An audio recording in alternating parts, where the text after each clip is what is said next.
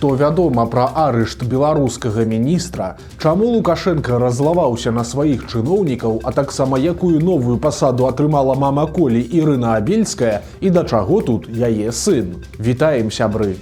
Гэта наша Ніва, і зараз мы ўсё вам раскажам.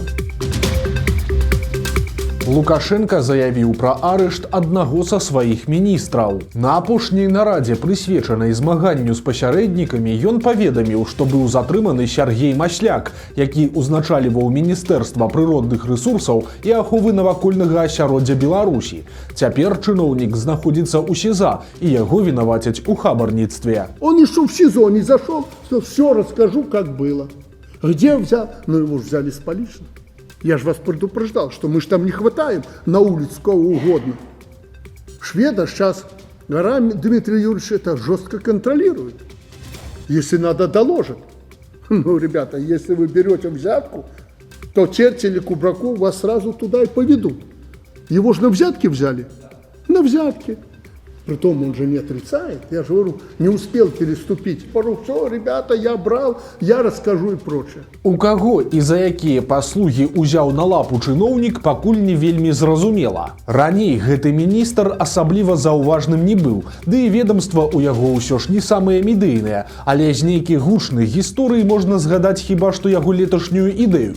Тады Масляк прапанаваў Лукашэнку здабываць рэдказямельныя элементы з прамысловых адкідаў ад гомельскага хімзавода і Беларусь Калія. Лукашенко, вядома ж, узрушыўся, але падобна, што ад словаў да справы так і не дайшло. Да таго, як узначаліць міністэрства, Масляк у розныя гады працаваў у валмянскім лясніцтве, прадпрыемстве Белгіпралес, а пасля ў Зеленбудзе і адміністрацыі Заводскага района Мінска. На пасадзе міністра чыноўнік пратрымаўся крыху менш за 2 гады. У красавіку 24-га яго прызначылі, а ў сакавіку гэтага года ўжо арыштавалі. Прычым затрыманне адбылося літаральна на днях, бо яшчэ 7 сакавіка Масляка бачылі на мінскай лыжні. Дарэчы, падчас прызначэння Масляка на пасаду міністра адбыўся трохі смешны момант. Тады Лукашенко зноў успомніў пра сваю шматгадовую мару і выказаў спадзяванне, што Масляк знойдзе ў Беларусі нафту. Прычым, недзе праз месяц пасля загаду Лукашэнкі Масляк і сапраўды знайшоў невялікае радовішча нафты ў Гомельскай вобласці, але на гэтым усё і скончылася. Цяпер жа замест помніка чыноўніка чакае калонія. Але вернемся да нарады. Датычна галоўнай яе тэмы, то бок пасярэдніцтва, Лукашенко таксама быў рэзкім. Спачатку ён пажаліўся на сур'ёзныя праблемы з беларускімі таварамі. В последнее время мы очень много говорим о том, что не можем конкурировать на наших традиционных рынках, продавая свою продукцию с китайцами, турками там и так далее. Очень много разговоров на эту тему. А почему не можем? Потому что якобы продукция у нас дорогая, где-то по качеству не дорабатываем. Ну а почему дорогая? Затраты большие на производство той или иной продукции. Прычыну гэтых праблем Лукашенко знайшоў імгненна, і матэматыка ў яго наступная. Себестоимость и затраты складываются из определенных статей. Прежде всего, это затраты на сырье, материалы, это затраты на электроэнергию и так далее, и тому подобное, зарплата. Как вы думаете, вырастут ли затраты, если на поставку сырья, оборудования и прочего мы переплачиваем в 2-3 раза за счет посредников и прочих ваших друзей?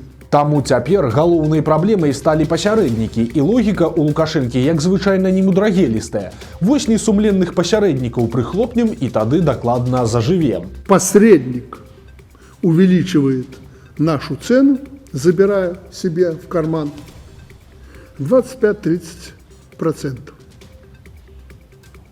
Если это убрать, посредничество, то мы можем достойно выглядеть на наших рынках и конкурировать даже с Китаем и Турцией.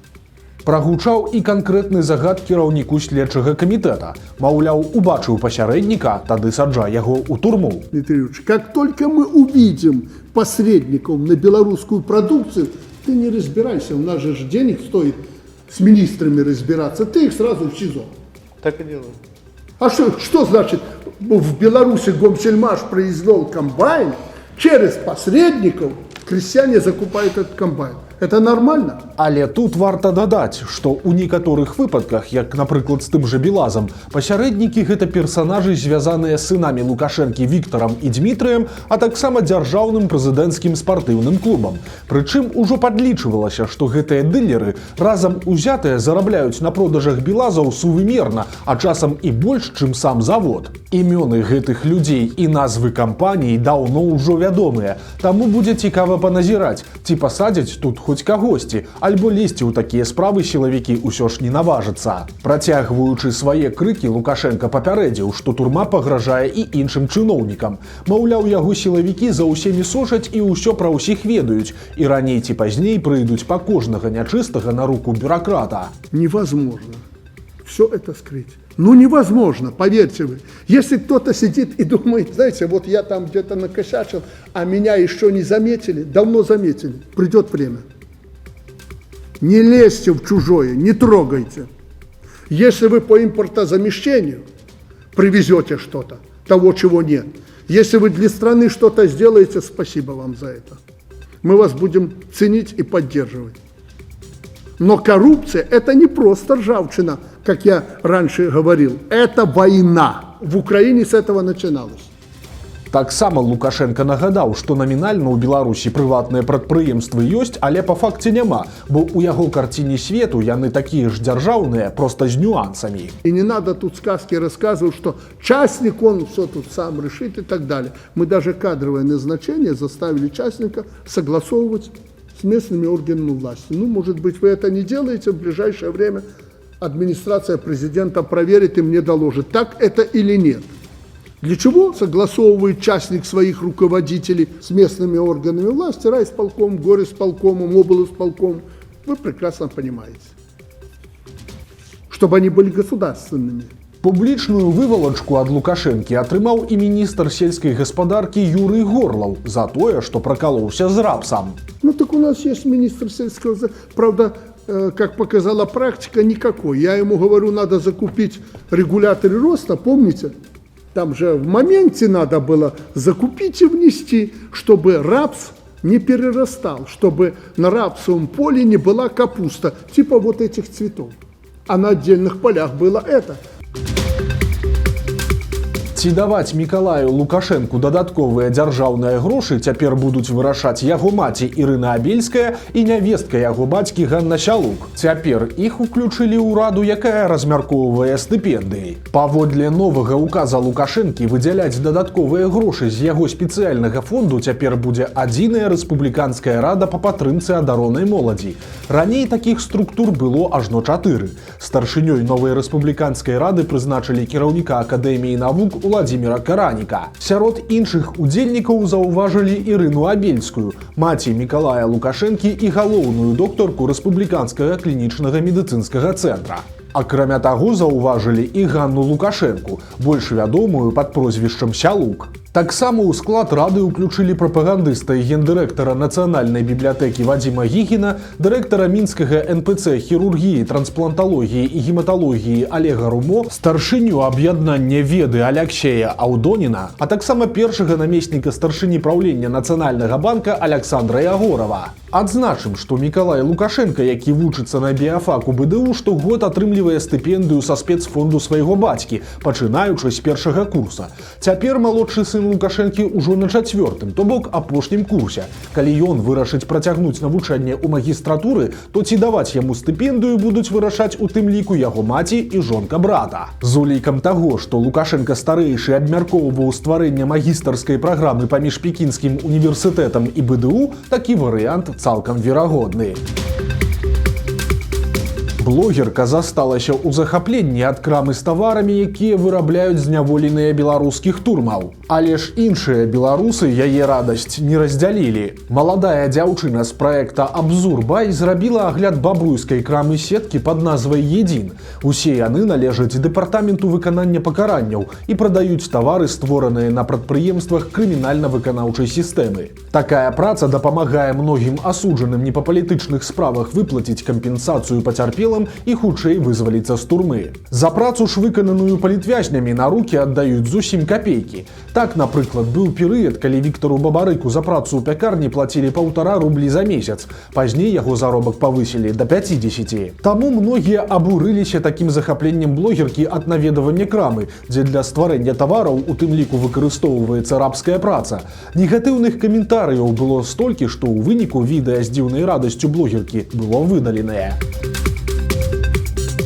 Лукашэнкаўцы міжволі шкодзяць беларусам нават за мяжой. Цяпер трагікамедыя здарылася з нашым суайчыннікам у Польшчы. Мясцовы натарыус адмовіўся абслугоўваць беларуса, бо ён аказаўся цёзкам лукашэнкаўскага дэпутата, уключанага ў санкцыйны спіс. Вядома, што гаворка тут ідзе пра Александра Ляўчука, дэпутата палаты прадстаўнікоў ад Пружанскай акругі. Ён трапіў пад санкцыі за падтрымку Лукашэнкі і ўдзел у прыняцці законаў, накіраваных на рэпрэсаванне грамадзян Беларусі. У выніку Алесь Ляўчук, які не дэпутат, спрабаваў патлумачыць польскаму натарыусу, што мае зусім іншае імя па бацьку і дату нараджэння, але ж той слухаць не стаў, і беларусу прыйшлося шукаць іншага спецыяліста. Міжнародны крымінальны суд пачаў расследаванне злачынстваў, здзейсненых рэжымам Лукашэнкі. Прычынай стаў зварот уладаў Літвы, якія паведамілі пра злачынствы супраць чалавечнасці.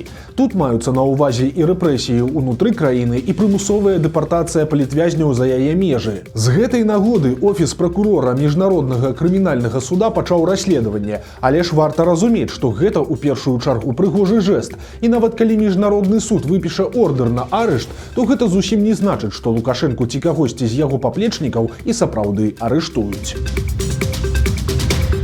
Схапілі жонку жыхара Слоніма, які скардзіўся на ціск з боку сілавікоў. Нядаўна мужчына ў сацыяльных сетках паведаміў, што сілавікі пераследуюць яго сям'ю за лайк 10гадовай даўніны. Цяпер жа праўладныя каналы напісалі пра затрыманне яго жонкі. Паводле слоў мужчыны, той злашчасны лайк у сацыяльнай сетцы «Аднакласнікі» быў пастаўлены пад фота Александра Лукашэнкі яшчэ ў 2016 годзе. Мужчына кажа, што не ведае, адкуль ён узяўся, бо ноутбук заўсёды быў адкрыты, і кнопку «клас» магло выпадкова націснуць дзіця, якому на той момант было ўсяго 5 ці 6 гадоў. Але сілавікоў довады пра ўзрост і выпадковасць не спынілі. Паводле мужчыны яму заявілі, што і дзіця пасля паўналецця могуць прыцягнуць да адказнасці. Цяпер тэлеграм-канал сілавікоў напісаў, што жонка мужчыны затрыманая і знаходзіцца ў ізалятары ў чаканні суда паводле адміністрацыйнай справы. Сцвярджаецца, што ў жанчыны знайшлі экстрэмісцкія падпіскі, а таксама сілавікі пагражаюць, што гісторыя не скончаная, таму не выключана, што пасля сутак жанчыну чакае і крымінальная справа. Таксама варта адзначыць, што гэтая сямейная пара выхоўвае прыёмных дзяцей, і цяпер малых пагражаюць адабраць. У Беларусі пабудуюць другі крэматорый. Пакуль што на ўсю краіну дзейнічае толькі адна такая установа, і знаходзіцца яна на паўночных могілках Мінска. Другі крэматорый пабудуюць у Гомелі, і выглядаць ён будзе вось так. Чакаецца, што крэматорый з усімі пабудовамі зойме 23 гектары, а на яго тэрыторыі плануецца таксама і вялікі калумбарый для урнаў з прахам.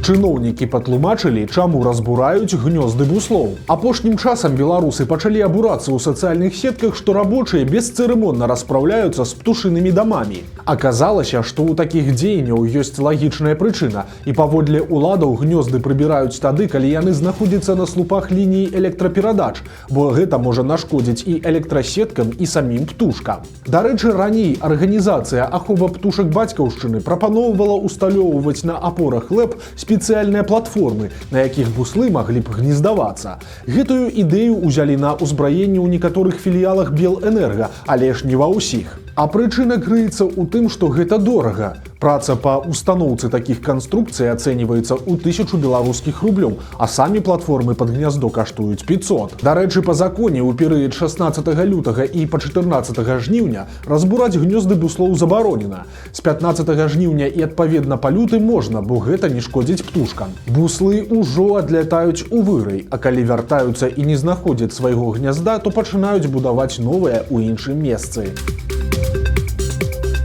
Бывала і такое. Пасля скаргаў пакупнікоў у Мінску закрылі буйны гіпермаркет сеткі «Грын». Апошнім часам наведавальнікі часта абураліся, што па краме бегаюць тараканы і мышы, а прадукты нярэдка бываюць сапсаванымі. У выніку у той гіпермаркет прыйшла інспекцыя і краму закрылі да таго часу, пакуль не будуць выпраўленыя ўсе парушэнні. Вось такія навіны чацвярга. Подписывайтеся на канал, ставьте лайки альбо дизлайки и выказывайте заўвагі ў каментарах. И, конечно, читайте нашу Ниву, глядите нашу Ниву и любите Беларусь. До сустрэчы завтра.